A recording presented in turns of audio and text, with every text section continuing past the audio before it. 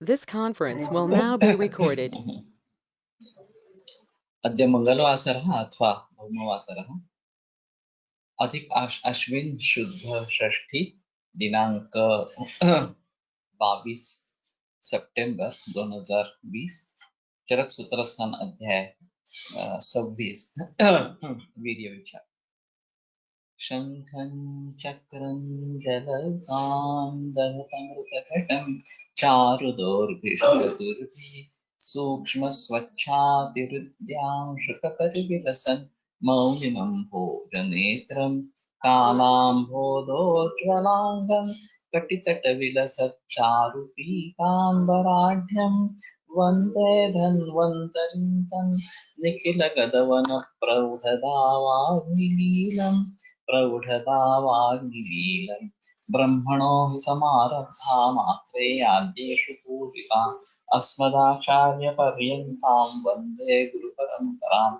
आयुर्वेदरतं वन्दे माधवाख्यं महागुरुम् आयुर्वेदामृतं सर्वं शिष्येभ्यो यः प्रदत्तवान् द्रष्टाज्ञानी दृष्टकर्मा कृतकर्मा तथैव च अध्यापको विषक्श्रेष्ठो महान् संशोधकस्तथा गुणैरेतैः समुदितैः यत्कार्यं प्रतनोति सः समृद्ध्यर्थं हि कार्यस्य वयं नु प्रयतामहे सरस्वत्यै नमो यस्याः प्रसादात् पुण्यकर्मभिः बुद्धिदर्पणसङ्क्रान्तं जगदध्यक्षम् ईक्षते आत्रेयं प्रथमं वन्दे आयुर्वेदजगद्गुरुम् आयुर्वेदामृतं सर्वं गृहीत्वा हि सुरेश्वरात् अग्निवेशादिकेभ्यो यत् प्रयच्छत् सत्तमः प्रथमं तन्त्रकर्ता त्वम् अग्निवेशं नमाम्यहम्।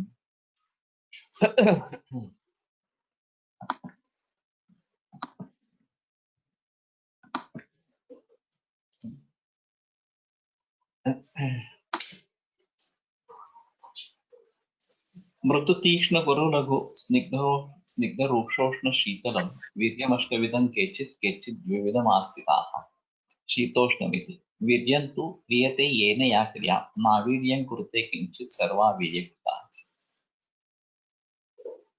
तर्हि एतत् सूत्रं महत्वपूर्णं विशेषतः आयुर्वेदस्य यत् तत्त्वज्ञानं तत् कथम् अवगन्तव्यम् इति चेत् तर्हि सृष्टिविषयकाः ये विचाराः तद्विषयं यत् तत्त्वज्ञानं तत् तावत् द्रव्यगुणकर्मणि समाविष्टम् इति। ये केचन भावाः सृष्टौ वर्तन्ते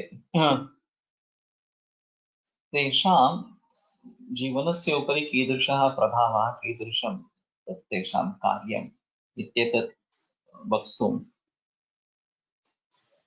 पाञ्चभौतिकम् इदं जगत् तर्हि द्रव्यात्मकम् एवञ्च तत्र गुणाः वर्तन्ते तस्य कर्माणि वर्तन्ते एवञ्च पाञ्चभौतिकं शरीरमपि विद्यते तस्य दोषधातुमलादयः भावाः तेपि पाञ्चभौतिकाः द्वयोः केन प्रकारेण कथं विचारः कर्तव्यः बाह्यानां पाञ्चभौतिकद्रव्याणां शरीरेण सह सम्बन्धः आहारद्वारा भवति विहारद्वारा भवति एवञ्च स्वास्थ्यानुवृत्तिः अपि तेन भवति तथैव रोगप्रादुर्भावः अपि तेन भवति औषधरूपेण पुनः द्वयोः सम्बन्धः भवति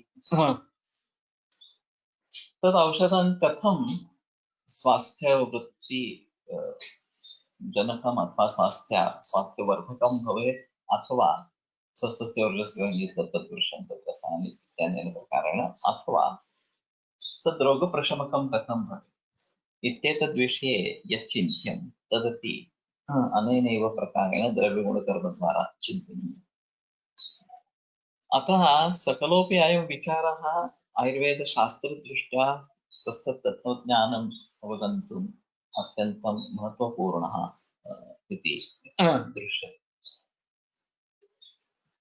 अतः तस्यैव विवरणम् अद्य क्रियते श्वः अगर तो यास्यामः। तो जैसे कि मैंने बात की अभी संस्कृत में कि आयुर्वेद का तत्वज्ञान हमें अगर हमें समझना है तो बाह्य सृष्टि और जीव इनमें किस प्रकार से संबंध है उसको समझना जरूरी है। और ये दोनों का बेस जो है वो पांचभौतिक बेस है। सृष्टि भी पंचमहाभूतात्मक है और देह भी हमारा पांचभौतिक इस प्रकार का है। सृष्टि के पंचमहाभूतों के आधार पर उसके गुण कर्म है। देह के जो भी भाव है, शरीर, इंद्रिय, आत्मा, मन, ये भी चारों द्रव्य है।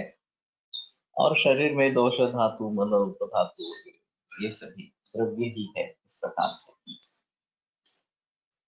वैसे सृष्टि के पंचमहाभूतों के गुण और कर्म है और शरीर के पंचमहाभूतों के गुण और कर्म इस प्रकार के हैं। जो हमारे शरीर से संबंध बाह्य द्रव्यों का आता है वो एक तो आहार रूप में आता है, कुछ विहार रूप में आता है और एक औषध के रूप में आता है। आहार और विहार रूप जो है वो स्वास्थ्य का कारण भी है, स्वास्थ्य के बिगाड़ने का भी कारण है। और औषध रूप जो है वो भी स्वास्थ्य टिकाने वाला या स्वास्थ्य की वृद्धि करने वाला या फिर रोगों से मुक्ति दिलवाने वाला इस प्रकार का है। तो ये जो बेस है उसका उसको भली भांति समझ लेना। सृष्टि अभी हम विचार करें वो सृष्टि के बारे में ज्यादा विचार, और शरीर और उससे संबंधी जो भी कुछ भाव है उनके बारे में विचार पूरे ग्रंथ में होता रहता है। स्वस्थ में होता रहता है, रोगों में होता रहता है, उनकी चिकित्सा में होता रहता है। लेकिन सृष्टि से संबद्ध जो विचार है वो दो तरीके से होता रहता है। एक स्वस्थ वृत्ति के हिसाब से होता रहता है जो अन्न स्वरूप विज्ञानी आगे आएगा। और फिर उसमें अगर गड़बड़ी हो जाती है, उसमें अगर कुछ बदलाव आ जाता है तो रोग की निर्मिति होती है। और उससे दूर होने के लिए ये फिर से उसको मार्ग पे लाना जरूरी होता है। और साथ में आहार द्रव्यों का, औषध द्रव्यों का प्रयोग करेंगे तो दोष साम्य फिर से स्थापित कर पाएंगे। तो वीर्य जो है वो अष्टविध वीर्य इस प्रकार का बताया गया। मृदु, तीक्ष्ण, गुरुलभ, स्निग्ध, रुक्ष, उष्ण, शीतल। तो ये द्वंद्व है, चार प्रकार के द्वंद्व है। तो वीर्यम अष्टविधं केचित्, कुछ लोग अष्टविध वीर्य इस प्रकार के मानते हैं। वैसे गुरुबंध स्निग्ध लक्षण शांत दूसरे 20 गुण है, 20 गुण, 10 और उसके प्रतिद्वंद भी 10।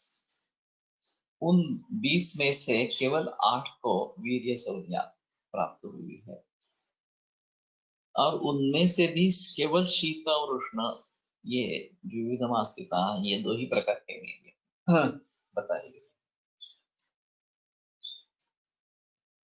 तो इनका जो मृदु, तीक्ष्ण, गुरु, लघु, स्निग्ध, रुक्ष और उष्ण, शीतल, ये जो वीर्य है, वीर्यंतु प्रियते येन या क्रिया, तो जिसके जरिए कोई भी क्रिया होती है तद्वीर्य, या उसको वीर्य इस प्रकार से कहते हैं। न अवीर्यं कुरुते किंचित्, अगर वीर्य नहीं है तो कुछ भी नहीं करते हैं। सर्वावीर्य कृता, जो जो भी क्रिया है वो सभी सर्वावीर्य कृता क्रिया वो वीर्यकृत इस प्रकार की ही है, वीर्य के द्वारा की जाने वाली ऐसी ही है। तो वीर्य एक सबसे अहम इस प्रकार की चीज रहेगी और उसको अगर हम भली भांति समझ पाएंगे तो बेहतर होगा। लेकिन आधुनिक विज्ञान के वीर्य के कंसेप्ट में और आयुर्वेद के वीर्य के कंसेप्ट में फिर भी अंतर है।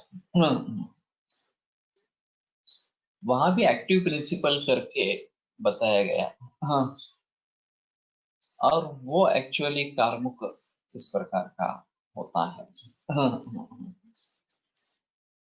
अगर हम अलग कर सकते हैं, उसको सिंथेसाइज कर सकते हैं, तो सिर्फ उसी का प्रयोग हो सकता है जहां हम नैसर्ग से दूर जाएंगे, नैसर्गिक औषधि निर्माण से दूर चले जाएंगे।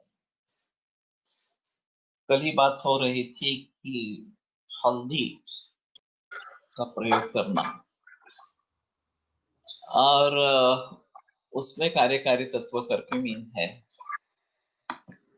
तो कर्क्यूमिन का एक्सट्रैक्ट इसमें ज्यादा मिलेगा।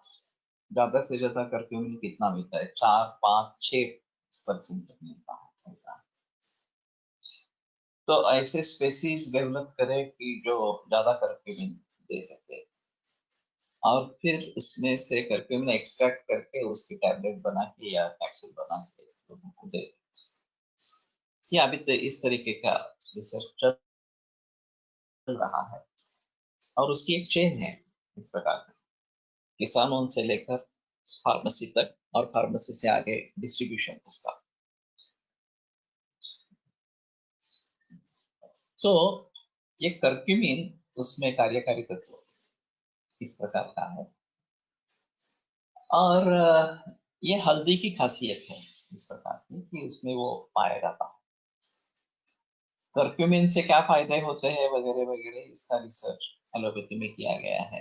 हाँ, चाहे कैंसर की बात हो या बाकी रोगों की इस प्रकार की बात हो।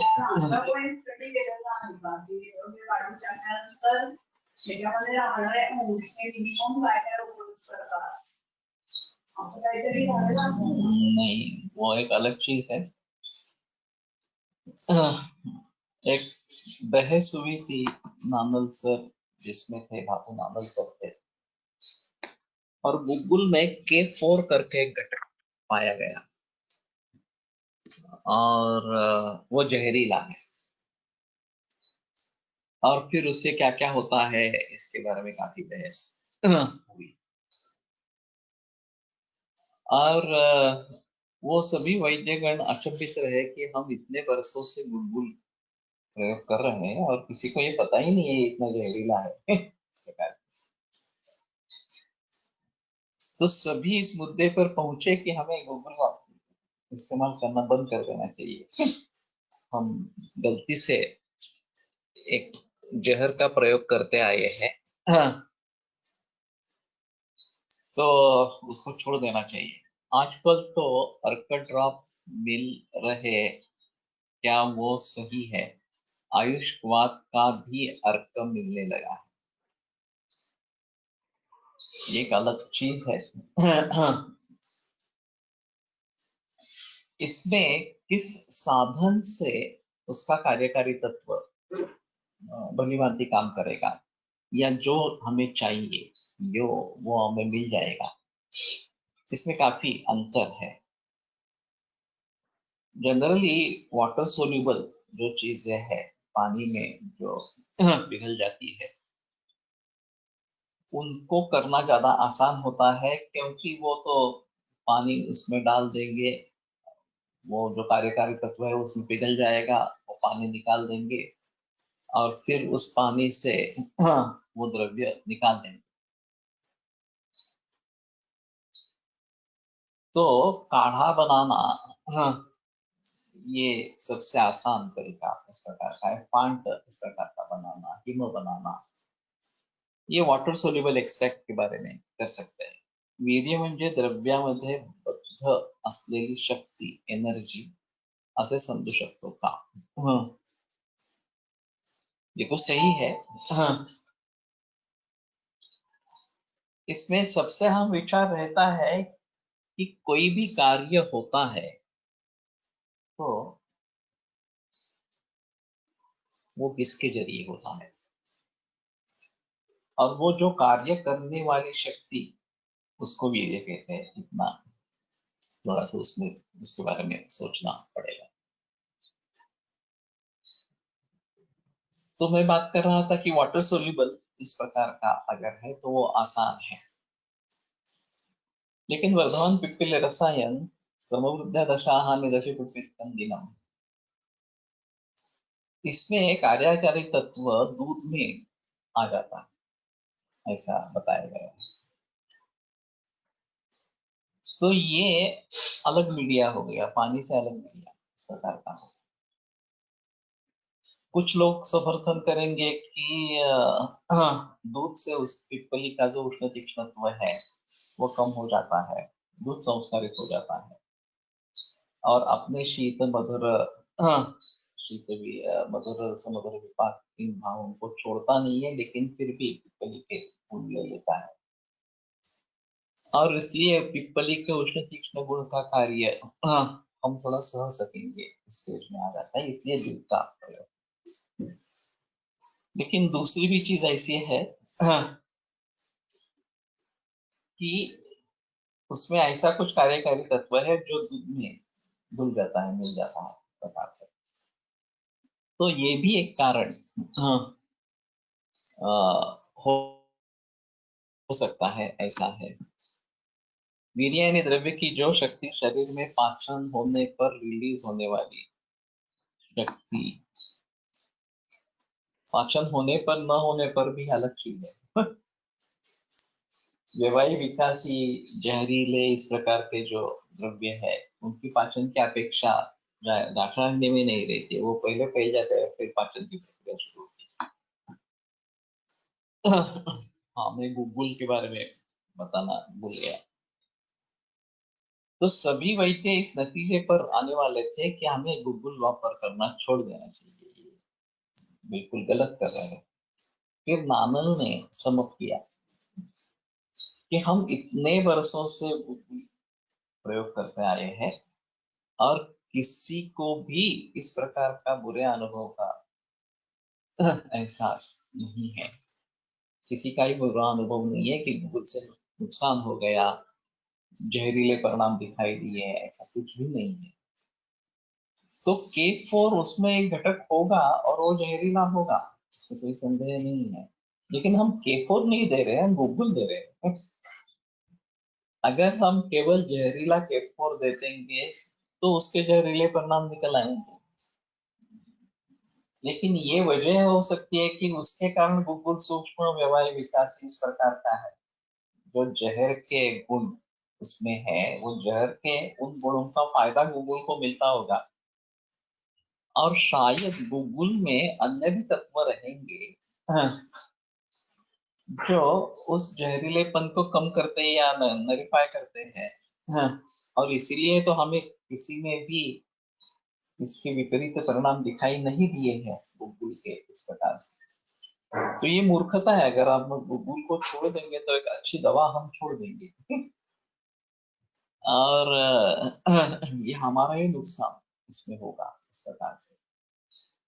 तो सब वैद्य ने उनका कहना मान लिया और वो विषय वहीं पे खत्म हुआ। कहने की बात यह है कि केवल वो एक्टिव प्रिंसिपल का प्रयोग करना है या मूल द्रव्य का प्रयोग करना है।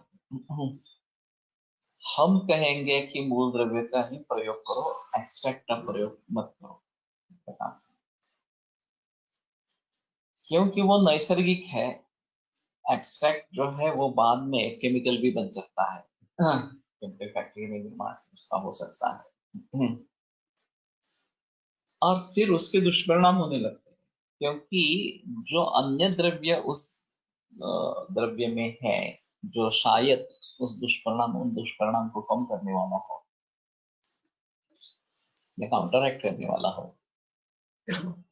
वो अगर उसमें नहीं रहा तो ये दुष्परिणाम होने ही वाले हैं। समझो, मान लो कि सर्पगंधा ब्लड प्रेशर के लिए अच्छी दवा है, ब्लड प्रेशर का आयुर्वेदीय निदान होना और उसके अनुसार चिकित्सा देना वास्तव में आवश्यक है। फिर भी हम मानकर चलते हैं कि हाँ, चोपड़ा ने संशोधन किया और ब्लड प्रेशर के लिए दवा सर्पगंधा है ऐसा बताया। फिर आगे चलकर उसका सर्पेंटिन ये अल्कलॉइड अलग किया गया, कार्यकारी तत्व जो है उसका कमर्शियल यूज के तरीके से केमिकल निर्माण आरंभ हो गया। फिर उस पर दुष्परिणाम आने लगे सर्पेंटिन। और ये क्यों हुआ? तो सर्पगंधा जब मूल रूप में हम इस्तेमाल करते हैं तो उसके साथ में उस एक्टिव प्रिंसिपल के सर्पेंटिन के साथ में और भी कुछ उसमें है जो शायद उसको प्रतिबंधित करता होगा, उसके साइड इफेक्ट्स को प्रतिबंधित करता होगा। और अगर हम इस प्रकार से चाहते हैं कि वो एक्टिव प्रिंसिपल हमें नेचुरली मिले तो विविध कल्पनाएं हैं। हिमफांट क्वाथ से लेकर सिद्ध क्षीर, सिद्ध घृत, सिद्ध तैल, या फिर अन्य कल्पनाएं, परपटी जैसी कल्पना हो या और कुछ हो, उसके बारे में हम सोच सकते हैं।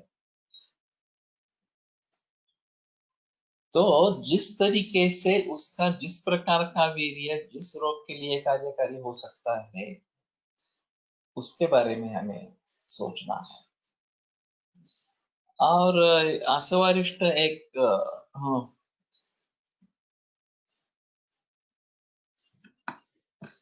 अलग चीज इस प्रकार की रहेगी।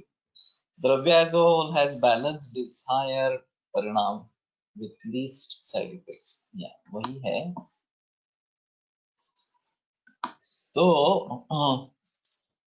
Bhushan Patwardhan study also found Vallataka more useful than its extract derived from it। और वो एक्सट्रैक्ट काफी नुकसान करता है अगर पारंपरिक रीति से भल्लातक का सेवन किया जाता है तो उसके साइड इफेक्ट्स नहीं है। Mahatma Gandhi straight सर्पगंधा T costly. तो कहने का मतलब ये है कि उसमें कार्यकारी तत्व क्या है, ये अगर हम समझने की कोशिश करेंगे तो ठीक है, लेकिन सिर्फ कार्यकारी तत्व का ही प्रयोग करना ये गलत, ये तो एलोपैथी होगी। सेंट्रल ड्रग रिसर्च इंस्टीट्यूट ये लखनऊ में बड़ी इंस्टीट्यूट है, CDRI। और मैं एक बार जाके आया हूँ वहां पे, और कई वर्षों से यही काम चल रहा है। एक्टिव प्रिंसिपल्स क्या है ये देखना सरकार। अभी ये जवाहरलाल नेहरू इंस्टीट्यूट है, CCRS का यूनिट है पुणे में, वहां भी इसी प्रकार का काम चल रहा है कि एक्टिव प्रिंसिपल्स क्या है वो ढूंढना। और आश्चर्य की बात है इन सब इंस्टीट्यूट्स में, ये जवाहरलाल नेहरू तो CCRS के अंडर है, केवल 2 वैद्य है, बाकी सब फार्मेकोलॉजी, फार्मेकोग्नोसी, बॉटनी, इथनोबॉटनी वगैरह वगैरह इस प्रकार के लोग हैं। तो एम्प्लॉयमेंट किसको जा रही है? आयुर्वेद का फंडिंग हो रहा है, CCRS फंडिंग कर रही है, एम्प्लॉयमेंट सभी जा रही है, वो वैद्यतर लोगों को जा रही है। सिर्फ 2 वैद्य है इस प्रकार से। और हम समझते हैं कि अगर ये नहीं करेंगे तो हम दुनिया के सामने ये रिसर्च नहीं रख सकेंगे। पतंजलि भी इसी प्रकार का काम कर रहे हैं, हरिद्वार में उनकी बड़ी लैब है, अल्ट्रा मॉडर्न लैब इस प्रकार की है। तो अभी भी हम उस मानसिकता से बाहर नहीं निकले कि एक्टिव प्रिंसिपल क्या है उसका।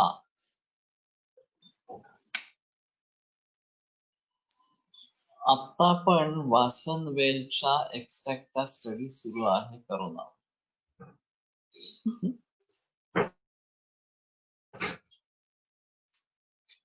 तो जब भी ये कैंसर की बात हुई थी तो सेल लेवल पर मॉलिक्यूल का स्टडी करना ये ऐसा ही चल रहा था सिलसिला इस प्रकार से। तो हमारे ऐसा है आयुर्वेद का रिसर्च नहीं, ये तो मॉडर्न रिसर्च है। चाहे आप नाम कोई भी दे दो, ये आयुर्वेद का स्टडी है ऐसा करके, लेकिन ये आयुर्वेद का रिसर्च है ही नहीं वास्तव में। तो इसमें मृदु, तीक्ष्ण, गुरु, लघु, स्निग्ध, रुक्ष, उष्ण, शीतल, इन 8 गुणों की या वीर्यों के आधार पर संशोधन होना जरूरी है। तो कहने का मतलब ये है कि इसमें जनरल स्टेटमेंट है, या अष्टविध वीर्य जो है उसका ये जनरल स्टेटमेंट है,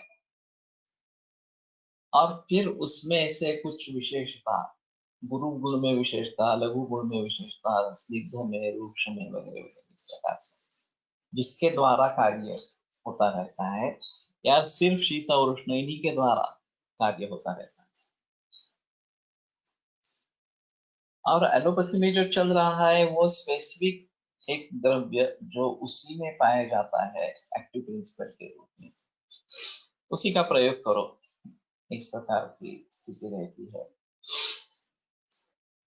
तो इसमें इस प्रकार का जनरल गुरु मंद, हिमस्निग्ध वगैरह वगैरह इस प्रकार का कुछ भी नहीं है एलोपैथी में जो बताया गया है। तो अगर हमें वीर्य के ऊपर काम करना है, तो मानो कि गुरुची कोई कार्य कर रही है, चाहे ज्वरग्न कार्य हो, चाहे रसायन कार्य हो, चाहे कामला में काम होने वाला हो, या किसी और रोग में काम होने वाला, और मानकर चलते हैं कि उसमें बहुत सारे अल्कलॉइड्स है, इसमें बहुत सारे घटक द्रव्य है जो विभिन्न विभिन्न रोगों के लिए काम करने वाले हैं, इस प्रकार से। तो हमें अगर हमारी दृष्टि से संशोधन करना है, तो इन अष्टविध वीर्य या द्विविध वीर्य को लेकर आगे जाना पड़ेगा कि गुरुची, उष्ण वीर्य और स्निग्ध, पिच्छिल वगैरह वगैरह इस प्रकार के गुणों के कारण इस प्रकार का बल्य कार्य करती है, इस प्रकार का ज्वरग्न कार्य, तिक्त रस होने के कारण ज्वरग्न इस प्रकार का कार्य करती है वगैरह। तो हमें हमारे दृष्टि से कौन सा कार्य किस गुणों द्वारा हो रहा है ये सोचना चाहिए, तो आयुर्वेद का वो होगा। और अगर माध्यम का विचार करना ही है, तो हमारे यहाँ जो माध्यम है, जैसे कि जल है, या फिर स्नेह है, तेल है, घी है, इस प्रकार का दूध है, और अस्वारिष्ट है, ये कम से कम हम सोच सकते हैं। अब ये अल्कोहलिक एक्सट्रैक्ट की बात एलोपैथी में की जाती है, होम्योपैथी में की जाती है, और उसमें से एक्सट्रैक्ट किस प्रकार से निकलेगा, अगर उस मीडिया का वापर करेंगे, इस्तेमाल करेंगे, तो क्या मिलेगा, घी का इस्तेमाल करेंगे तो क्या मिलेगा, इस प्रकार के बारे में हमें सोचना है। इस प्रकार से मिथ्या दृष्टि ने तथाकथित आधुनिक विद्वान ड्राइव होत आहेत, भारतीय शास्त्र प्रणीत सम्यक दृष्टी जगासमोर प्रभावीपणे मांडू शकलो तर सर्वथा लोककल्याणकारी ठरेल। हाँ, लेकिन ऐसे है ना, ऐसा विचार करने वाले कोई भी नहीं है। ये मैं आपके सामने पहले प्रस्थापित कर रहा हूँ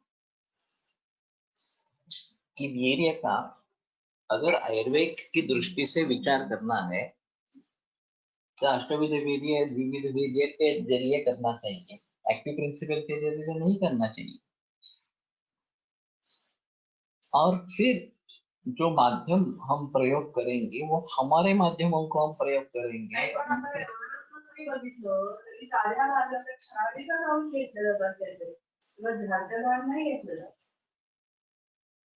तो उपयुक्त एक कंसेप्ट है ना कि किस चीज के लिए क्या उपयुक्त है। तुलसी ले लेंगे, तुलसी के पत्तों का गुण अलग है, तुलसी के बीजों का गुण अलग इस प्रकार का है।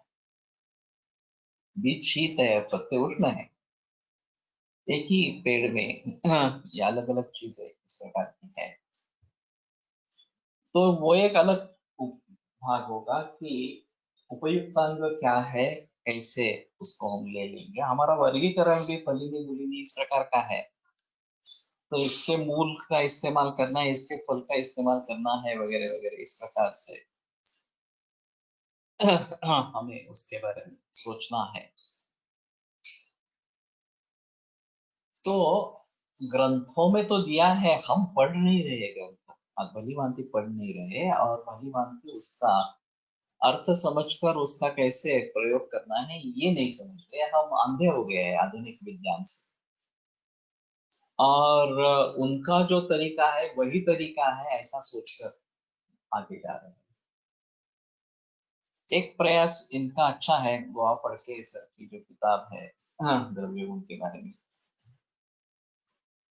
उन्होंने काफी प्रयास किया है कि कोई भी द्रव्य लेकर उसके जो भी कार्य है वो किन गुणों से होते रहते हैं, इस प्रकार से उन्होंने काफी बहस की कि इसके लिए ये कार्य होता है, इसके लिए ये कार्य होता है, वगैरह इस प्रकार से।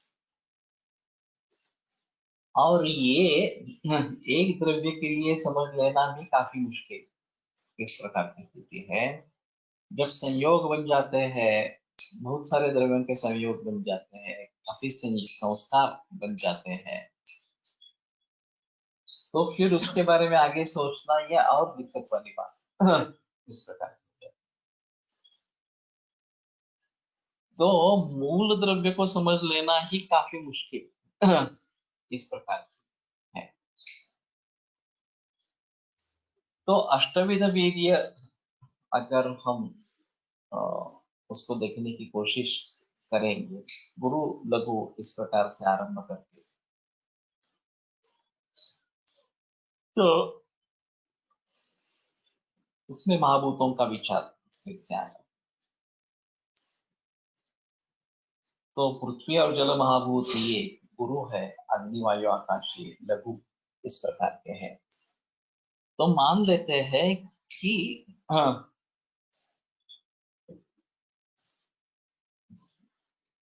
कांचन अर्थ को कैसे प्रयोग करें, हाँ, तुम द्रव्य गुण देखो कांचन अर्थ का, और हाँ, फिर उसकी छाल का ही प्रयोग ज्यादा रहता है।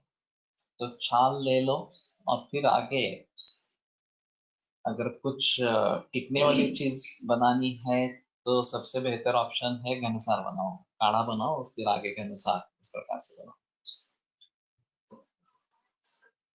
घी बना सकते हैं या और कुछ इस प्रकार के, लेकिन हर एक की एक शेल्फ लाइफ इस प्रकार की रहेगी।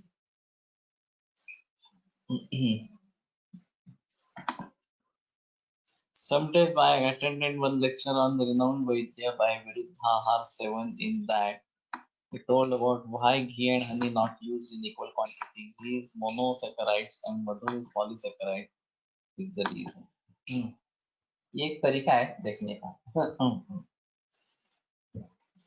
अभी ये मालूम नहीं कि मोनोसेक्राइड और पॉलीसेक्राइड, हाँ,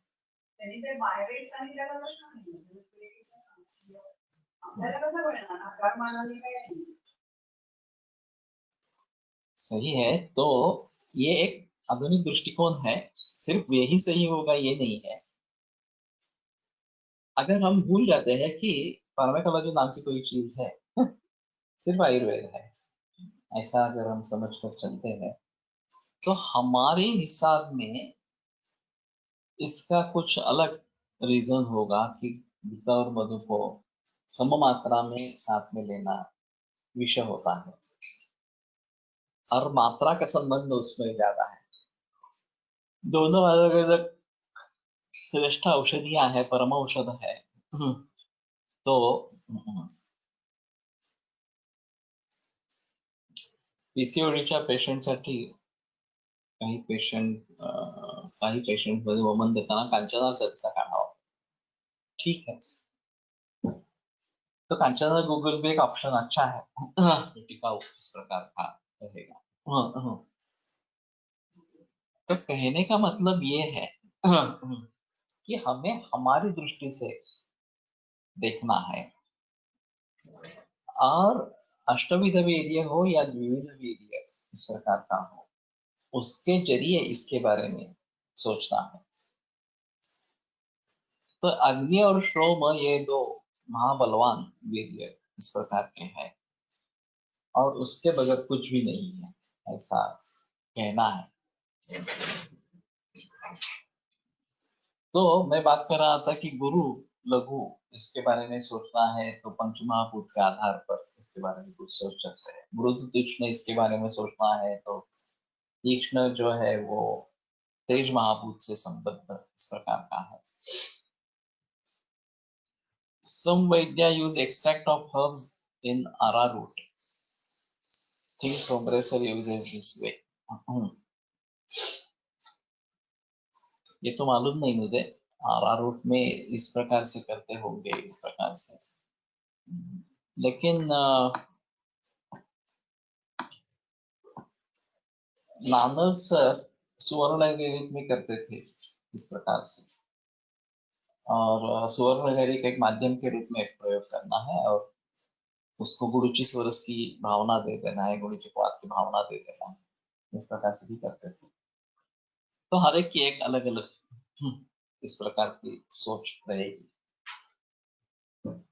मैं मूल विषय की तरफ ध्यान देना चाहता हूँ कि हमारी जो सिस्टम है वो गुरुवादी अष्टविध वीर्य या अरारोट इज स्टार्च तवकील नाम से मिलता है और उसकी पेया बना के लेते हैं। अरारोटचा माध्यम म्हणून विचार कोणत्या बेसिसवर, मैं नहीं बता सकता। हमने भस्मों के बारे में ऐसा किया है, या जो भी रसशास्त्र के कल्प है वो मिल्क शुगर में, ग्लूकोज शुगर में या अरारूट वगैरह जैसे में कर सकते हैं, उसका सूक्ष्मीकरण कर सकते हैं। वहां सिर्फ वो सूक्ष्मीकरण के लिए उनका प्रयोग होता रहता है ताकि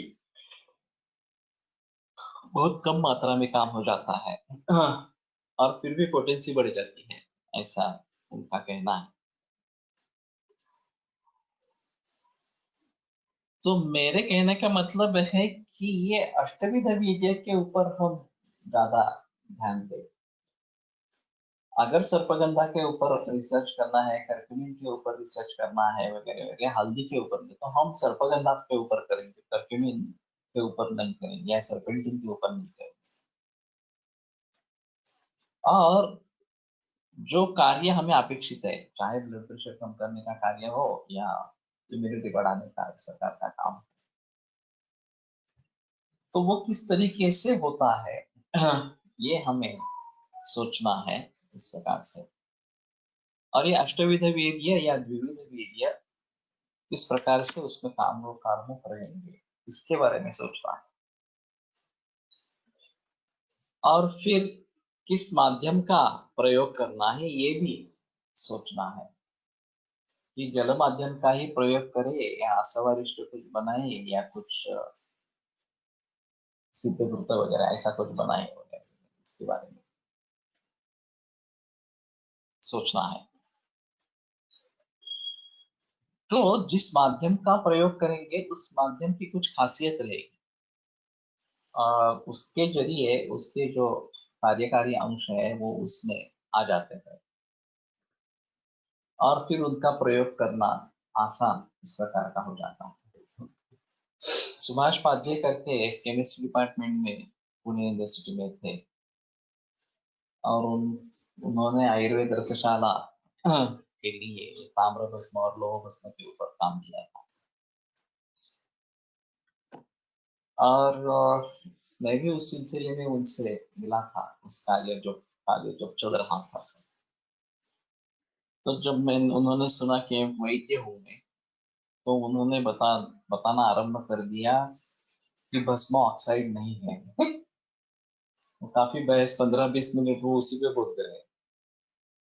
तो मैंने कहा ठीक है, मुझे मालूम है भस्म ऑक्साइड नहीं है, भस्म कॉम्प्लेक्स है, दूसरा कुछ कॉम्प्लेक्स है इस प्रकार से। तो बोले नहीं नहीं, जब जिस किसी वैद्य से मैंने बात की वो मुझे यही बताते रहते कि भस्म ऑक्साइड होता है। मैंने कहा मुझे तो पता है कि ऑक्साइड नहीं है, कुछ कॉम्प्लेक्स है, बायोलॉजिकल कॉम्प्लेक्स है इस प्रकार से। तो तुम्हें उन्हें थोड़ा आश्चर्य हुआ। और फिर स्टैंडर्डाइजेशन करने के हिसाब से ये चल रहा था, और उनका कहना था स्टैंडर्डाइजेशन हो ही नहीं सकता। 160 करीबन शोधन की प्रक्रिया है, मारण की उतनी ही प्रक्रिया है, इसमें क्या स्टैंडर्डाइजेशन करेंगे आप? हाँ। और वैसे अभ्रक के बारे में भी बात चली। अभ्रक संतर्पण द्रव्यों से मारित करना, अपतर्पण द्रव्यों से मारित करना, ये भी एक अलग चीज इस प्रकार की है। और अभ्रक का प्रयोग वसंत कुसुमाकर में भी होता है और आरोग्यवर्धिनी में भी होता है, दोनों अलग कार्य है। वसंत कुसुमाकर एक ब्रह्मण संतर्पण जाति का कल्प है, और आरोग्यवर्धिनी ये अपतर्पण जाति का कल्प है। तो हमारा मकसद क्या है, हमारा उद्देश्य क्या है, कहाँ मैं उसको इस्तेमाल में लाना चाहता हूँ, ये सोच समझ कर किस प्रकार की शोधन प्रक्रिया में अपना लूं, किस प्रकार की मारण प्रक्रिया में अपना लूं, ये हमें सोचना है। ऐसा उनका कहना था, ये केमिस्ट्री वाला आदमी है, फिर भी वो बहुत अच्छा विचार करता है। हम वैद्य ने विचार करते हुए विचार नहीं करते, वो इस प्रकार के विचार करते रहते हैं। तो कहने का मतलब ये है कि इसके बारे में काफी गलत सहमियां हैं, और इन विचारों से जो आधुनिक वैदिक के विचार है, हमारा पूरा विचार प्रदूषित हो गया है, हम अपने तरीके से विचार ही कर नहीं पा रहे हैं, ऐसा थोड़ा सा। तो हर एक द्रव्य में एक शक्ति रहती है, या बहुत सारी शक्तियां रहती है, हम किस शक्ति का किसके लिए उपयोग करना चाहते हैं उसके अनुसार उस द्रव्य को संस्कार कैसे करने हैं, क्या करने हैं, उसके बारे में सोचना है। अभ्रक भस्म के बारे में ये बात ज्यादा क्लियर है कि अगर हम संतर्पण जन्य विकारों में अपतर्पणोत्था अभ्रक का प्रयोग करना चाहते हैं तो एक अलग संस्कार होगा, और दूसरे संतर्पण करने वाले औषधों में उसका प्रयोग करना है तो वो अलग इस प्रकार का होगा।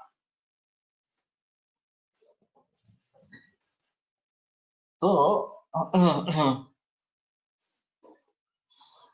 उस द्रव्य की कार्मुकता क्या क्या है, ये पहले सोच लेना है। यष्टि मधु जैसा द्रव्य 13 गणों में आया है, तो उसकी कार्मुकता या उसकी क्षमता काफी ज्यादा है।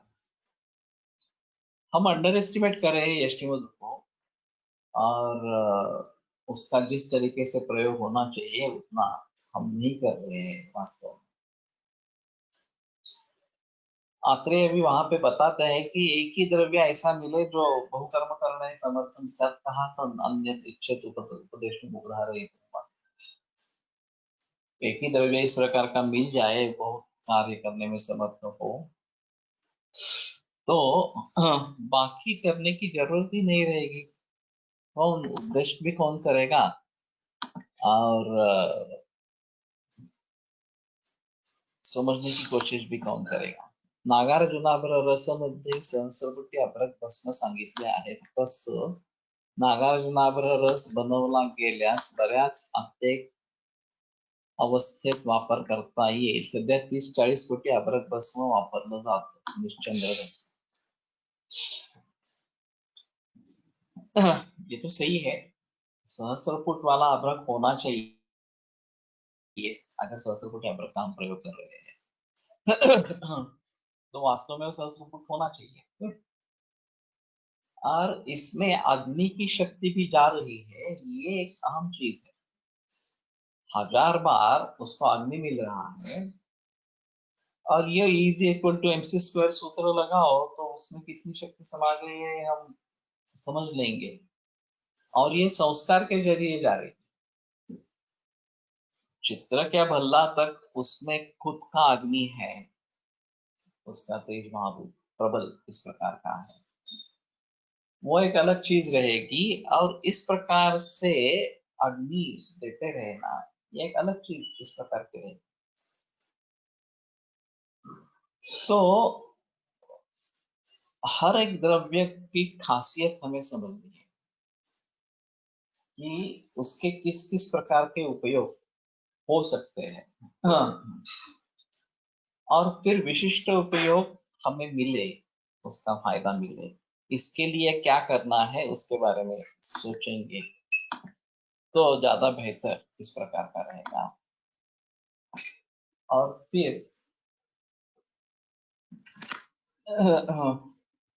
उस परिप्रेक्ष्य में कैसे कैसे क्या क्या प्रयोग करना है उसके बारे में हम सोच सकेंगे। फिलहाल परिस्थिति ऐसी है, हाँ, हम जो प्रैक्टिस करते हैं उसको क्या कहे, एक बड़ी समस्या है। हम कितना समझ पाते हैं और कितना उसका प्रयोग करते हैं, ये बड़ा प्रश्न है। और ये बुजुर्गों के बारे में भी है, काफी लोगों के बारे में छोड़ दो। हाँ, मैं कहता आया हूँ कि हम मेडिसिन में मरीज को बिठाते हैं, हमें ये कार्य चाहिए इस मरीज में, ये कार्य करने वाले ये हमारे दिमाग में द्रव्य है, उन सभी का एक रुग्ण में प्रयोग करेंगे और सफलता पाएंगे। ऐसी सिचुएशन है, ये वास्तव में सही नहीं है। बहुकारण योगजन्य भाव रोग है, उन सभी भावों को समझकर रोग क्या है ये समझ लेना, ये एक आम चीज होती है। और उस सब परिस्थिति का विचार करके कौन सा द्रव्य इसमें एग्जैक्टली कार्य होगा ये समझ पाना, और फिर उसका किस प्रकार से प्रयोग करना है, किस कल्पना से प्रयोग करना है ये समझ पाना, ये आवश्यक इस प्रकार का रहेगा। और सर्वथा किसी एक द्रव्य से ही काम चलेगा ऐसा भी नहीं है। 50 महाकषाय बताए गए तो एक द्रव्य से कार्य हो सकता है, लेकिन बहुत सारे औषधि योग भी है इसमें काफी औषधि द्रव्यों का प्रयोग होता रहता है। उन सभी को ध्यान में रखते हुए करना है। और अभी हम जो करते हैं वो सूचेकर भी देते हैं, उसके साथ चौक्तिक भी देते हैं, तांबुआ दे देते हैं, दुर्वा दे देते हैं, भूनिमा दे देते हैं। पाचन आयुर्वेदात नक्की काय आहे म्हणजे जसं आपण आता ही औषधं सूक्ष्म वापरतो आणि त्यांनी काय तसं सांगितलेलं नाहीये, पण आणि खूप आपल्याला सांगितलेली आहेत ना. तर पाचन हे करत असतानाचा वेगळेपणा काय आहे? कारण शेवटी ऍक्टिव्ह द्रव्यातून ती बाजूने वापरतात ना, त्याच्यामध्ये तीव्रता जास्त येणार असं नक्कीच आहे. तर ते कधी वापरायचं आणि असं असलेलं कधी वापरायचं, बेसिक प्रश्न असला पाहिजे. समझना है। इसमें दो है, पाचन क्या है ये एक अहम मुद्दा है। पाचनम दीपनम शत्रु व्यायाम आता ये श्रमण चिकित्सा बताई गई है। औषध द्रव्यों द्वारा हम काम करते हैं, वो पाचन या दीपन इसी प्रकार का है, उसमें बाकी कुछ है ही नहीं, बाकी सब विहारात्मक है। और दूसरी चीज ऐसी है कि सूक्ष्म औषधियों का प्रयोग अभी हम कर रहे हैं, वही सभी जगह करना है या मूल द्रव्य से काम लेना है, ये भी एक अलग इस प्रकार की बात है। इनका कहना है कि सिद्धि होनी चाहिए, किसी भी तरीके से करो, मरीज में रिजल्ट्स मिलने चाहिए। सिद्धि राख्या की क्या, गुणैर्युक्तं विषक्तमम् सर्वैश्च गुणैर्युक्तं विषक्तमम्। ये अच्छा वैद्य है, ये सिद्धि जब हो जाती है तब प्रचार उसका हो जाता है। तो मैं जो बात कर रहा हूँ कि ये आरोग्यवर्धिनी भी देंगे, उसके साथ त्रिफला भी दे देंगे और कुछ दे देंगे, इस प्रकार का सूक्ष्मकर दे देंगे, उसके साथ भी अन्य द्रव्य दे देंगे और ऐसे बहुत सारी दवाइयां दिन भर में देते रहेंगे इस प्रकार। तो उसमें हम ऐसा सोचते हैं कि ये द्रव्य मैं इस काम के लिए इस्तेमाल कर रहा हूँ, ये द्रव्य इस काम के लिए कर रहा हूँ, ये कॉम्बिनेशन इस प्रकार का काम करेगा। और ज्यादातर ऐसा होता है, ऐसा नहीं है क्या, ऐसा होता नहीं है, होता है। लेकिन सही रास्ता क्या है, तो हम नतीजे पर पहुंचे युक्ति प्रमाण से, ये ऐसा ऐसा हुआ है और फिर उसके लिए ये करने की जरूरत है और ये द्रव्य इस प्रकार का काम करेंगे, चाहे सिंगल द्रव्य हो या कॉम्बिनेशन इस प्रकार का हो। और फिर उस तरीके से कार्य होना जरूरी इस प्रकार का। अगर खंडसरकर कहते थे गणित जैसा है, पड़ताड़ा जिसको बोलते हैं, कि उसकी अनुभूति हो गई, हाँ बराबर मैंने जिस प्रकार से सोचा था उस प्रकार से ये गणित सुलझ गया उस प्रकार। लेकिन ये काफी मुश्किल इस प्रकार का। विमल विपुल बुद्धेर की बुद्धि माकुली पूरी हो किंतु नरल को बुद्धे है, ग्रंथकार ही बताते हैं विमल बुद्धि विपुल बुद्धि है तो भी ये मुश्किल है। तो अल्प बुद्धि वालों की क्या कथा इस प्रकार से। लेकिन मेरे कहने का मतलब है कि हम आयुर्वेद की दृष्टि से विचार करें, ये सबसे अहम चीज, ये हमारा कर्तव्य। हम भी अगर एलोपैथी की दृष्टि से विचार करने लगेंगे तो आयुर्वेद की दृष्टि से विचार कौन करने वाला है। हम उनसे तो अपेक्षा नहीं रख सकते कि वो आयुर्वेद की दृष्टि से विचार करें, अपेक्षा तो हमारी तरफ से ही होनी चाहिए कि भली भांति हम आयुर्वेद की दृष्टि से विचार इसके बारे में कैसे करेंगे। ये तो अष्टविध वीर्य हो या द्विविध वीर्य इस प्रकार का हो, उन्हीं के जरिए काम होता रहता है, ऐसा उनका कहना है। सर्वा वीर्य कृता क्रिया, जो भी क्रिया है वो वीर्य कृत इस प्रकार की है। और इसके बारे में आधुनिक विज्ञान में कोई बहस नहीं है, वो द्रव्य पर ही टिके हुए हैं। जो भी उसका एक्टिव प्रिंसिपल रहेगा वो द्रव्य है उनके हिसाब में। और हम गुणों की बात कर रहे हैं, ये बेसिक डिफरेंस है दोनों में। हम गुण दे नहीं सकते, गुण देने के लिए द्रव्य ही देना पड़ता है, क्योंकि गुण उनका स्वतंत्र अस्तित्व है ही नहीं। लेकिन वही काम करते हैं, देना पड़ता है द्रव्य, और उसमें काफी इस प्रकार के गुण होंगे, काफी कार्मुकत्व होगा। किस कार्मुकत्व को हम बढ़ाना चाहते हैं, किस कार्मुकत्व को हम उपयोग में लाना चाहते हैं, उसके बारे में सोचकर कौन सी कल्पना, कौन से संयोग, कौन से संस्कार उसके ऊपर करने हैं, ये सोचना है। तभी ये बात भली भांति बनेगी इस प्रकार से। तो मैं समझता हूँ कि हमें ही आयुर्वेद की दृष्टि से विचार करना है, दूसरा कोई इस प्रकार से विचार करने वाला नहीं होगा। और सबसे बुरी बात है कि हम आयुर्वेद से दूर जा रहे हैं। अभी जो इंटीग्रेशन का माहौल चलता रहता है उसमें हम आयुर्वेद के मूल सूत्रों को ही भूल जाते हैं और उनके जरिए सोचना भी भूल जाते हैं, और ये सबसे बड़ा खतरा है। तो हमें इसी में काम करना है, इसी के बारे में सोचना है। हाँ। और अभी CCRS का जो प्रयास चल रहा है वो आयुर्वेद के मार्गदर्शन के अनुसार नहीं है, ये एक अहम चीज इसमें रहे। तो ठीक है, वीर्य के बारे में इस प्रकार से सोचना, ये एक अहम चीज इस प्रकार की रहेगी, और फिर उसको आगे लेके जाएंगे।